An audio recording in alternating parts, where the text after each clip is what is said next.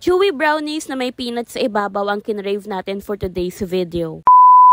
Nung nakaraan pa talaga ako nagkikrave ng brownies, tapos yung gusto ko yung crunchy yung labas, pero soft yung loob, tapos chewy. Nagpatulong na nga rin ako sa pinsan ko, sabi ko baka naman pwedeng i-share yung recipe niya at buti na lang pumayag. Una ko ngang nilagay is 1 cup of butter and 1.5 cup of white sugar. And then habang minimix ko nga yung butter and sugar, nilagay ko na rin yung 5 pieces ng egg. After ng egg, nilagay ko naman yung 1/2 cup of brown sugar. Sinunod ko na rin agad yung 1 teaspoon of vanilla and 1 cup of dark chocolate. Sabi nga ng pinsan ko, madali lang naman daw mag-bake. Importante lang na dapat kabisado mo lahat ng measurement. Walang labis, walang kulang. After nga ma-mix lahat ng wet ingredients, tsaka na ilalagay yung 1 1/4 cup of all-purpose flour. Kasabay niya, nilagay na rin yung 2 tablespoon ng cocoa. Kasama nga sa ingredients yung paglalagay ng 1/2 teaspoon ng salt, pero ako hindi na ako naglagay dahil yung peanut ko ay salted flavor na. Matagal ko na talagang nire-request sa pinsan ko na mag-bake kami ng brownies, kaya lang lagi siyang tinatamad.